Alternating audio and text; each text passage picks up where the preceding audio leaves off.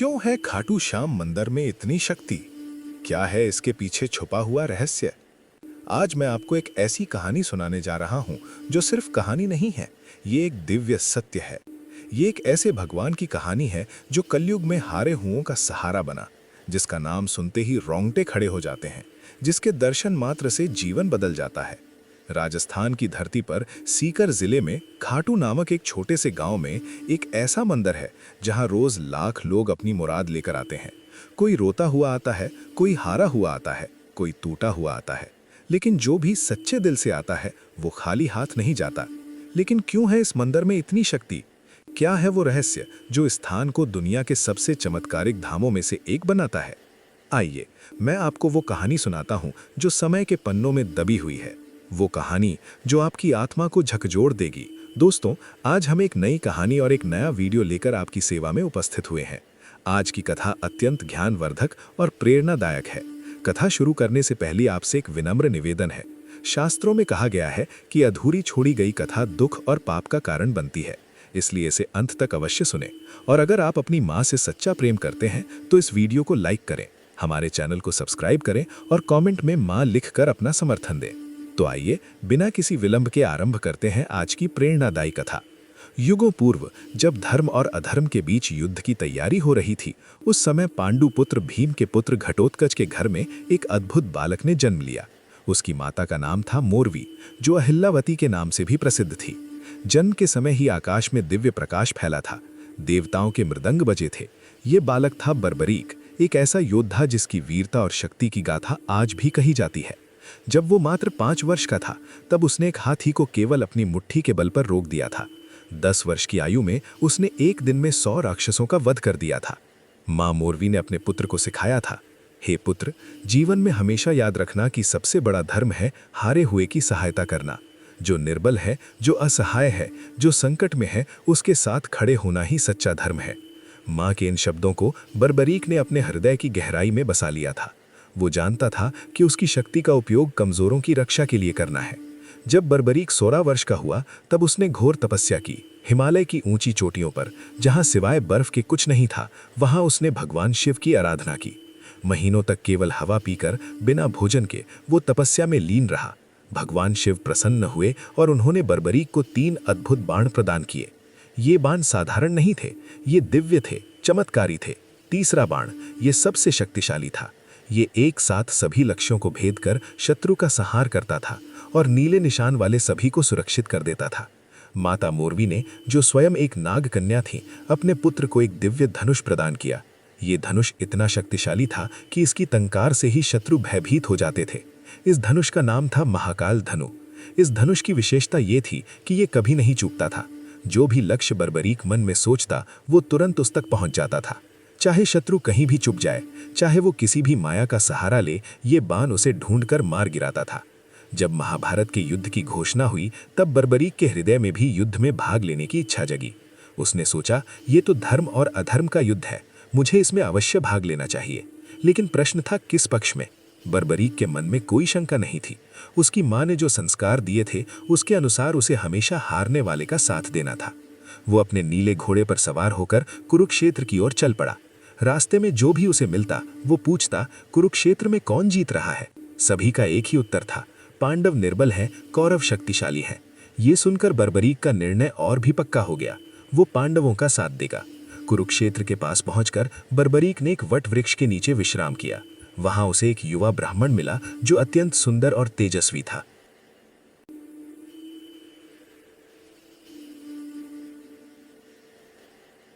उसकी आंखों में अद्भुत गहराई थी, मुस्कान में दिव्य चमक थी। ये ब्राह्मण कोई और नहीं, स्वयं भगवान कृष्ण थे, जो बर्बरीक की परीक्षा लेने आए थे। वत्स, ब्राह्मण ने मधुर स्वर में कहा, तुम कहाँ जा रहे हो और ये 3 बाण लेकर क्या करोगे? क्या तुम्हें लगता है कि मात्र 3 बाणों से तुम युद्ध जीत सकते हो? बर्बरीक ने विनम्रता से उत्तर दिया, हे ब्राह्मण देव, ये कोई साधारण बाण नहीं है। एक बाण से मैं अपने शत्रुओं को चिह्नित कर सकता हूँ, दूसरे से मित्रों को और तीसरे से सभी शत्रुओं का संहार। यदि आवश्यकता हो तो एक ही बाण से मैं सारी पृथ्वी को चलनी कर सकता हूँ। ब्राह्मण ने मुस्कुराते हुए कहा, यह कैसे संभव है वत्स? दिखाओ तो मुझे अपनी शक्ति। उन्होंने पास के एक विशाल पीपल वृक्ष की ओर इशारा किया और कहा, इस वृक्ष के सभी पत्तों को छेद दो, लेकिन ध्यान रहे एक भी पत्ता नष्ट नहीं होना चाहिए, केवल छेद होना चाहिए। बर्बरीक ने अपने पहले बाण को धनुष पर चढ़ाया। मन ही मन उसने संकल्प किया, हे महादेव, इस वृक्ष के हर पत्ते के मध्य में छेद हो जाए। बाण छूटा और चमत्कार हो गया। वृक्ष के हजारों पत्तों में प्रत्येक के मध्य में एक सुंदर गोल जिसमें भी छेद हो गया था। बर्बरीक समझ गया कि ये कोई साधारण ब्राह्मण नहीं है। तभी ब्राह्मण का रूप बदलने लगा। उनके चारों ओर दिव्य प्रकाश फैल गया। उनके सिर पर मोरपंख का मुकुट दिखाई दिया, हाथ में सुदर्शन चक्र और मुरली। ये देखकर बर्बरीक समझ गया कि ये स्वयं भगवान कृष्ण है। उसने हाथ जोड़कर कहा, प्रभु, आपके दर्शन पाकर मैं धन्य हो गया, लेकिन मैं समझ नहीं पा रहा कि आप मुझसे क्या चाहते हैं। भगवान कृष्ण ने बर्बरीक को उठाया और प्रेम से कहा, वत्स, मैं तुम्हारी शक्ति से प्रभावित हूं, लेकिन एक समस्या है। तुम्हारी शक्ति इतनी महान है कि यदि तुम युद्ध में भाग लोगे तो पूरा युद्ध असंतुलित हो जाएगा। भगवान कृष्ण ने समझाया, तुमने कहा था कि तुम हारने वाले का साथ दोगे, लेकिन सोचो, यदि तुम पांडवों के साथ मिलकर कौरवों को हरा दोगे तो फिर कौरव हारने वाले हो जाएंगे। तब इस तरह तुम अकेले ही पूरा युद्ध लड़ोगे और सभी महारथी केवल तमाशबीन बनकर रह जाएंगे। बर्बरीक के मन में तूफान मच गया। उसने समझा कि भगवान सत्य कह रहे हैं। उसकी शक्ति वास्तव में इतनी प्रबल थी कि वो अकेले ही युद्ध का पासा पलट सकता था। बर्बरीक ने मन ही मन निश्चय किया, भगवान कृष्ण को सत्य का सामना करवाइए। उसकी शक्ति वास्तव में इतनी प्रबल थी कि वो अकेले ही युद्ध का पासा पलट सकता था। मांगिए, क्या चाहिए आपको? मुझे तुम्हारा शीश चाहिए। ये सुनकर बर्बरीक के चेहरे पर एक पल के लिए उदासी छा गई। उसके मन में हजारों विचार आए। युद्ध देखने की इच्छा, वीर गति पाने की चाह, यश कमाने की लालसा, सब कुछ एक गुरु का आदेश उसके लिए सब कुछ था। प्रभु, बर्बरीक ने दृढ़ स्वर में कहा, आपकी इच्छा मेरे लिए आदेश है। मैं अपना शीश अवश्य दूंगा, लेकिन मेरी एक प्रार्थना है। कहो वत्स, क्या चाहते हो? मैं युद्ध देखना चाहता हूं। मेरा शीश काटने के बाद भी यदि वो युद्ध देख सके तो मैं अपने जीवन को सार्थक समझूंगा। भगवान कृष्ण ने प्रसन्नता से कहा, तथास्तु।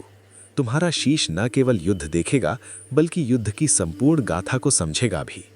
कलयुग में तुम मेरे नाम से पूजे जाओगे। लोग तुम्हें शाम कहकर पुकारेंगे। बर्बरीक ने अपनी तलवार निकाली।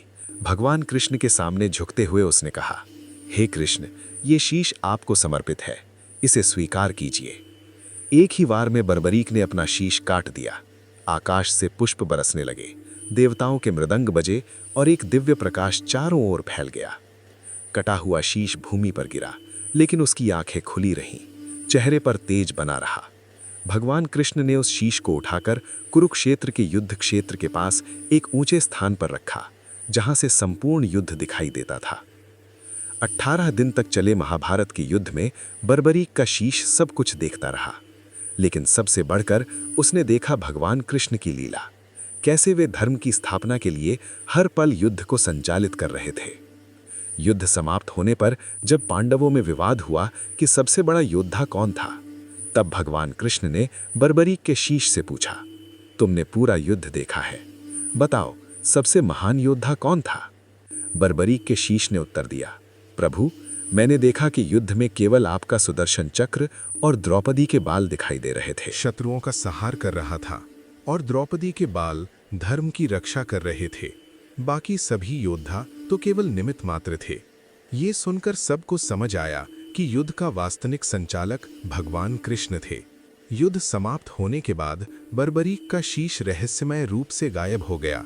कहा जाता है कि वो आकाश मार्ग से उड़ता हुआ राजस्थान की दिशा में चला गया। सैकड़ों वर्ष बीत गए।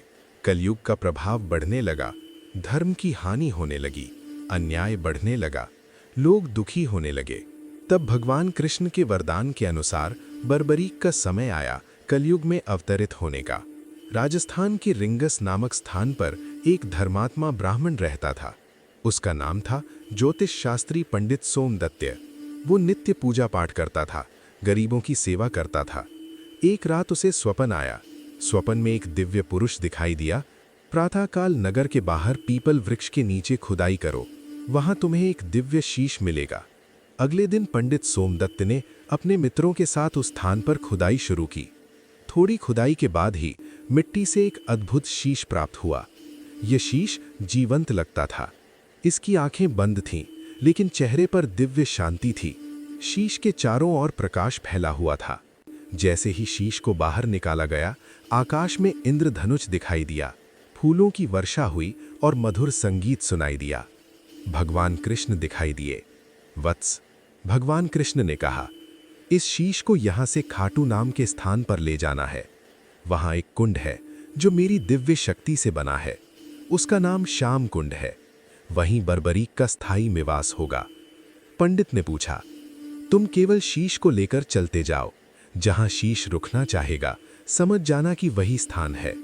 पंडित सोमदत्त ने शीश को एक दिव्य पट्टी पर रखा और यात्रा शुरू की। रास्ते में जो भी व्यक्ति शीश के दर्शन करता, उसके सारे दुख दूर हो जाते थे। बीमार व्यक्ति ठीक हो जाते, दुखी लोगों को शांति मिलती। कई दिन की यात्रा के बाद जब वे एक सुंदर स्थान पर पहुंचे, तो शीश अचानक भारी हो गया। कितनी भी कोशिश करने पर वो आगे नहीं बढ़ सका। पंडित को समझ में आ गया कि यही वो स्थान है। वहां एक प्राकृतिक कुंड था, जिसका पानी अत्यंत शुद्ध और निर्मल था। स्थानीय लोग इसे श्याम कुंड कहते थे। उस समय खाटू गांव का राजा था, राजा रूप सिंह चौहान। जब उन्हें इस चमत्कारी शीश के बारे में पता चला, तो वे तुरंत दर्शन के लिए आए। शीश के दर्शन करते ही राजा के मन में अपार श्रद्धा जग गई। उन्होंने तुरंत वहां एक भव्य मंदिर बनवाने का निर्णय लिया। मंदिर का निर्माण अद्भुत तरीके से हुआ। दिन में जितना काम होता, रात में उससे 2 गुना काम अपने आप हो जाता। मजदूर कहते कि रात में दिव्य शक्तियां काम करती दिखाई देती थीं। जब मंदिर तैयार हो गया और शीश को वहां स्थापित किया गया, तो पहली बार आरती का आयोजन हुआ। राजा रूप सिंह चौहान ने स्वयं आरती उतारी। आरती के दौरान एक अद्भुत चमत्कार हुआ।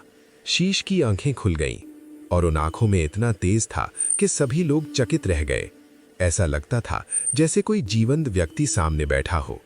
वही करुणा है जो हारे हुओं के लिए थी। श्याम कुंड में एक विशेष रहस्य है। इसका पानी कभी कम नहीं होता, कभी ज्यादा नहीं होता। हजारों लोग रोज इसमें स्नान करते हैं, लेकिन पानी का स्तर वही रहता है। वैज्ञानिकों ने इसकी जांच की, लेकिन कोई भूमिगत जल स्रोत नहीं मिला। ये रहस्य आज भी बना हुआ है। कहा जाता है कि ये कुंड सीधे क्षीर सागर से जुड़ा है, जहां भगवान विष्णु विराजते हैं। इसलिए इसका पानी कभी समाप्त नहीं श्याम होता। बाबा की मूर्ति के ठीक नीचे एक गुप्त कक्ष है। कहा जाता है कि वहां बर्बरी के 3 दिव्य बाण रखे हुए हैं। ये कक्ष तब तक नहीं खुलेगा जब तक कलयुग में धर्म का सर्वनाश नहीं हो जाता। जब कलयुग के अंत में पाप अपने चरम पर पहुंचेगा, तब ये कक्ष खुलेगा और श्याम बाबा अपने दिव्य बाणों के साथ धर्म की स्थापना करेंगे। भविष्य पुराण में लिखा है कि कलयुग के अंत में एक नील घोड़े पर सवार होकर एक योद्धा आएगा जो धर्म की स्थापना करेगा। श्याम बाबा के भक्त मानते हैं कि ये योद्धा श्याम बाबा ही होंगे। मंदिर के पुराने शिलालेखों में एक नील घोड़े का चित्र है, जिस पर एक योद्धा सवार है। ये चित्र रहस्यमय है और इसका अर्थ आज तक कोई नहीं समझ सका। श्याम बाबा के 11 नाम हैं और ये संख्या भी रहस्यमय है। इन 11 नामों में छुपी हुई है कलियुग की संपूर्ण गाथा। प्रत्येक नाम एक युग की समस्या का समाधान है। जब कोई भक्त पूरी श्रद्धा के साथ इन 11 नामों का जाप करता है, तो उसकी सभी समस्याएं हल हो जाती हैं। लेकिन ये तभी संभव है जब भक्त का हृदय पूर्णतः शुद्ध हो। श्याम बाबा से जुड़ी कुछ संख्याएं विशेष है। मंदिर में 108 सीढ़ियां हैं। श्याम कुंड का व्यास 51 फीट है। मुख्य गुंबद की ऊंचाई 108 फीट है। ये संख्याएं केवल संयोग नहीं है। हिंदू धर्म में इन संख्याओं का विशेष महत्व है। 108 ब्रह्मांड की संपूर्णता का प्रतीक है और 51 शक्तिपीठों की संख्या है। ज्योतिषियों के अनुसार श्याम बाबा का मंदिर एक विशेष ज्योतिषीय स्थान पर बना है। यहाँ 5 ग्रहों की शक्तियाँ केंद्रित होती हैं। फाल्गुन मास की एकादशी के दिन यहाँ विशेष ऊर्जा होती है। इस दिन श्याम बाबा की शक्ति चरम पर होती है। श्याम बाबा से जुड़े रंग नीला, पीला और लाल, ये सभी के विशेष अर्थ हैं। नीला रंग विष्णु का है, पीला ज्ञान का और लाल शक्ति का। भक्त जब इन रंगों के कपड़े पहनकर आते हैं, तो उनका श्याम बाबा के साथ विशेष तालमेल बनता है। शास्त्रों के अनुसार जब कलयुग अपने अंतिम चरण में पहुंचेगा, तब धर्म लगभग समाप्त हो जाएगा। उस समय श्याम बाबा पूर्ण रूप से प्रकट होंगे। वे अपने 3 दिव्य बाणों के साथ आएंगे और अधर्म का नाश करेंगे। ये होगी कलयुग की अंतिम लड़ाई। भविष्य पुराण में लिखा है कि एक नील घोड़ा आकाश से उतरेगा। उस पर श्याम बाबा सवार होंगे। उनके हाथ में अपना दिव्य धनुष होगा। वे एक ही बाण से सारे संसार के पापियों का नाश करेंगे और धर्म की स्थापना करेंगे।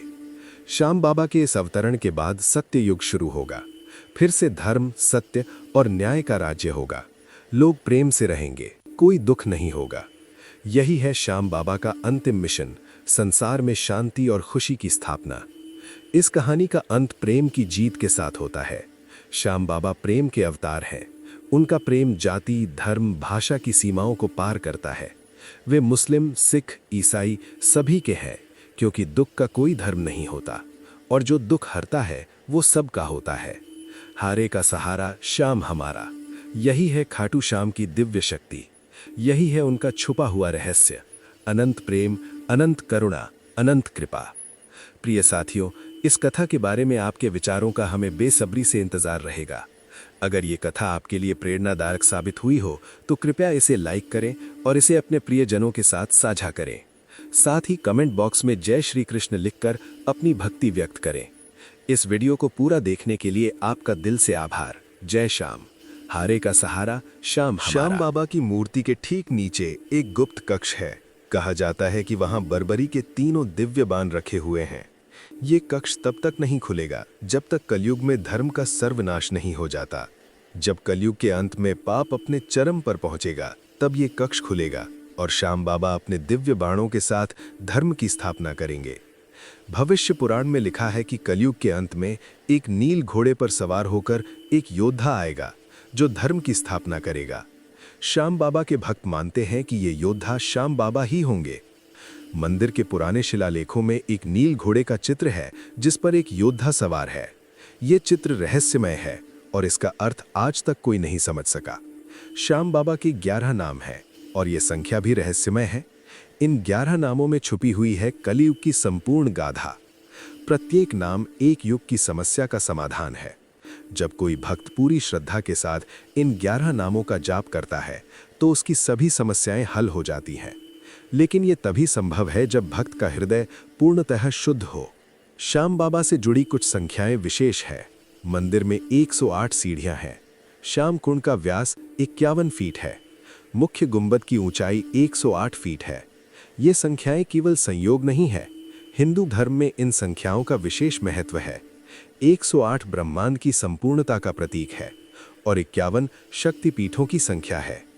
ज्योतिषियों के अनुसार श्याम बाबा का मंदिर एक विशेष ज्योतिषीय स्थान पर बना है। यहाँ 5 ग्रहों की शक्तियाँ केंद्रित होती हैं। फाल्गुन मास की एकादशी के दिन यहाँ विशेष ऊर्जा होती है। इस दिन श्याम बाबा की शक्ति चरम पर होती है। श्याम बाबा से जुड़े रंग नीला, पीला और लाल ये सभी के विशेष अर्थ हैं। नीला रंग विष्णु का है, पीला ज्ञान का और लाल शक्ति का। भक्त जब इन रंगों के कपड़े पहनकर आते हैं तो उनका श्याम बाबा के साथ विशेष तालमेल बनता है। शास्त्रों के अनुसार जब कलयुग अपने अंतिम चरण में पहुंचेगा तब धर्म लगभग समाप्त हो जाएगा। उस समय श्याम बाबा पूर्ण रूप से प्रकट होंगे। वे अपने 3 दिव्य बाणों के साथ आएंगे और अधर्म का नाश करेंगे। ये होगी कलयुग की अंतिम लड़ाई। भविष्य पुराण में लिखा है कि एक नील घोड़ा आकाश से उतरेगा। उस पर श्याम बाबा सवार होंगे। उनके हाथ में अपना दिव्य धनुष होगा। वे एक ही बाण से सारे संसार के पापियों का नाश करेंगे और धर्म की स्थापना करेंगे। श्याम बाबा के इस अवतरण के बाद सत्य युग शुरू होगा। फिर से धर्म, सत्य और न्याय का राज्य होगा। लोग प्रेम से रहेंगे, कोई दुख नहीं होगा। यही है श्याम बाबा का अंतिम मिशन, संसार में शांति और खुशी की स्थापना। इस कहानी का अंत प्रेम की जीत के साथ होता है। श्याम बाबा प्रेम के अवतार हैं। उनका प्रेम जाति, धर्म, भाषा की सीमाओं को पार करता है। वे मुस्लिम, सिख, ईसाई सभी के हैं, क्योंकि दुख का कोई धर्म नहीं होता और जो दुख हरता है वो सबका होता है। हारे का सहारा श्याम हमारा। यही है खाटू श्याम की दिव्य शक्ति।